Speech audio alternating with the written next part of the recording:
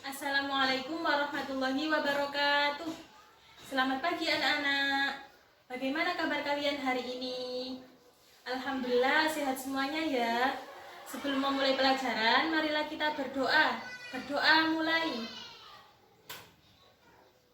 Berdoa selesai. Hari ini ada yang tidak masuk? Alhamdulillah masuk semuanya ya. Nah, sebelumnya ibu mau bertanya, cita-cita kalian ingin menjadi apa? Oh ya, ada yang jadi guru, apalagi polisi. Oh ya, dokter. Wah, cita-cita kalian hebat-hebat semuanya ya. Kalian harus tetap belajar supaya cita-cita kalian dapat tercapai. Nah, cita-cita kalian kan ada yang jadi dokter, guru, polisi, dan lain-lain. Itu merupakan profesi. Hari ini kita akan belajar tentang jenis usaha masyarakat Indonesia.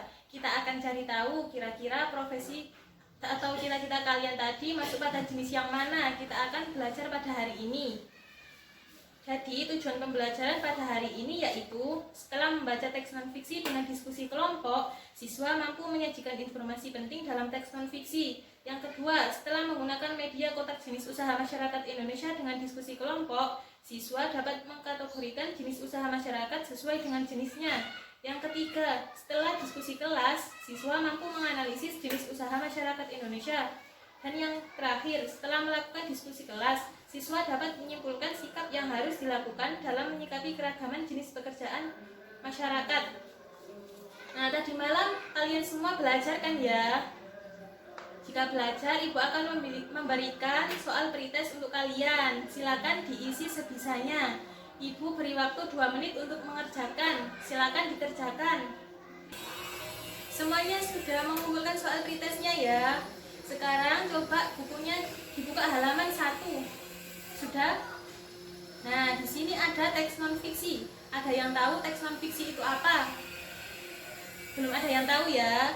Teks non-fiksi itu adalah teks yang dibuat berdasarkan kenyataan yang ada, nyata dalam kehidupan sehari-hari ceritanya itu ya. Kemudian judulnya teks non-fiksi yang ada di buku itu apa? Ada yang tahu?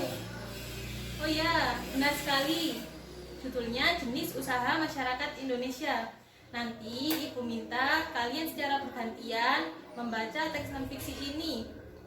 Nanti ibu akan tunjuk satu persatu. Silakan dibaca dengan suara yang keras. Dan siswa yang lain silakan didengarkan ya. Silakan dimulai dari Mbak Nada.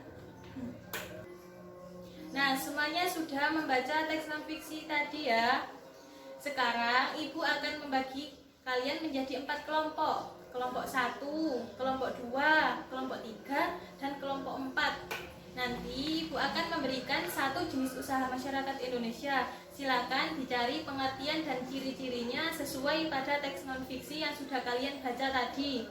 Untuk kelompok 1 jenis usaha perindustrian, untuk kelompok 2 jasa, untuk kelompok 3 agraris, dan untuk kelompok 4 perdagangan. Sudah mengerti? Nah, nanti jawabannya silakan ditulis pada halaman 3. Nanti kalau sudah diskusi kelompok, nanti silakan untuk mempresentasikan hasil diskusinya setiap kelompoknya ya. Sudah paham? Kalau sudah paham, silakan bergabung pada kelompoknya masing-masing. Silakan dikerjakan. Ibu kasih waktu 2 menit. Nah, semua kelompok sudah mempresentasikan hasil diskusinya ke depan kelas semuanya ya. Sekarang ibu akan menyimpulkan hasil diskusi ini. Jadi jenis-jenis usaha masyarakat Indonesia itu ada 4. Ada perindustrian, perdagangan, jasa, dan agraris.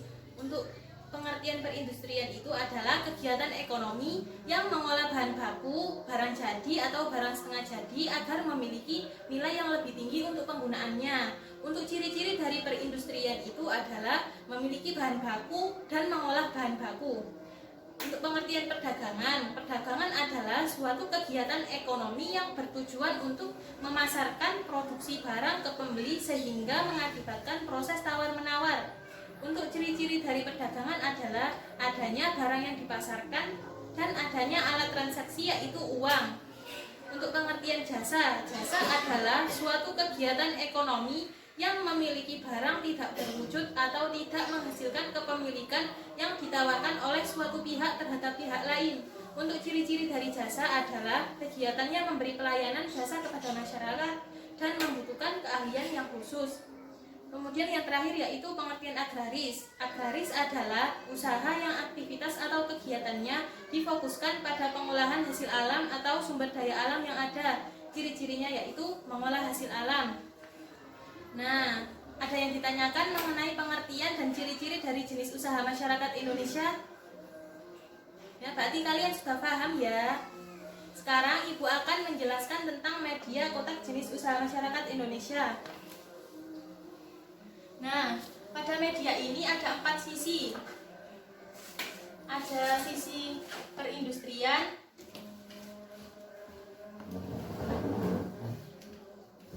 ada perdagangan, jasa, dan agraris. Di setiap sisinya ada kantung-kantungnya. Nanti kalian Ibu minta untuk mengambil satu stik bergambar ini. Ibu contohkan ya, Ibu mengambil yang warna merah. Ini gambar apa? Ya, benar sekali, gambar dokter. Nanti kalian cocokkan dengan ciri-ciri yang sudah kalian pelajari tadi. Kira-kira dokter masuk pada ciri-ciri jenis usaha yang mana? Ayo, siapa yang tahu? Oh iya, benar sekali. Dokter masuk pada ciri-ciri jasa. Benar. Kita cari sisi jasa ini. Kenapa, ada yang tahu? Oh iya, benar. Karena apa? Karena memerlukan keahlian yang khusus. Keahlian yang khusus dokter itu apa keahliannya? Keahliannya itu merawat orang yang sakit. Selain itu, dokter juga memberikan pelayanan. Pelayanannya itu berupa apa? Berupa kesehatan ya, mengobati orang yang sakit. Memberikan pelayanan tadi termasuk pada ciri-ciri dari jenis usaha jasa. Berarti dokter masuk pada jenis jasa. Berarti gambarnya dimasukkan pada kantong jasa. Nanti misalkan kalian mendapat gambar perdagangan, ciri-ciri perdagangan, silakan dimasukkan pada jenis usaha perdagangan kantongnya ya. Mengerti? Kalau sudah mengerti, silakan Mbak Putri maju untuk mengambil stik bergambar ini, silakan. Semuanya sudah maju ya. Sekarang kita akan koreksi bersama-sama. Dimulai dari agraris. Ini petani dimasukkan agraris. Siapa yang memasukkan ini? Oh iya, Mbak Nada. Kenapa petani dimasukkan agraris? Iya, benar sekali. Petani masuk agraris karena apa? Karena petani mengolah hasil alam. Mengolah hasil alam berupa apa? Berupa, ya benar, padi. Ya, berarti petani masuk pada kategori agraris. Jadi jawaban Mbak Nada benar. Kemudian perindustrian. Ini ada gambar sopir dimasukkan pada perindustrian. Siapa yang memasukkan ini? Oh, Mbak Tata. Kenapa Mbak Tata? Oh iya, ada yang bisa membenarkan? Oh iya, Mbak Naya. Jasa. Kenapa? Ya, benar sekali.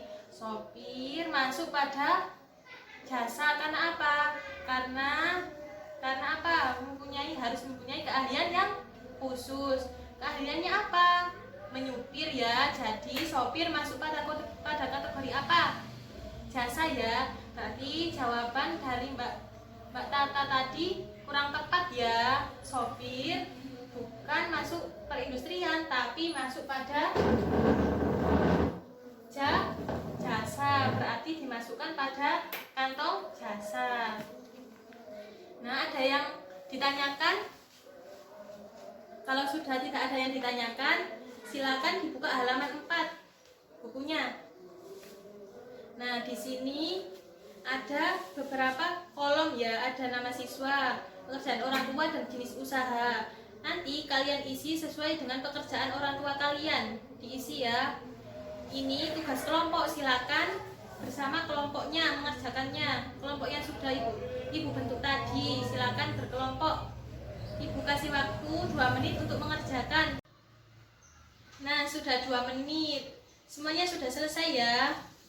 Dari diskusi tadi berarti yang dapat disimpulkan yaitu pekerjaan orang tua kalian itu berbeda-beda ya. Nah, sekarang ibu mau tanya, bagaimana cara kita dalam menyikapi perbedaan jenis usaha masyarakat? Ada yang tahu? Silakan angkat tangan. Ya, Mbak Putri. Ya, benar, toleransi. Ada lagi. Saling menghormati, ya benar.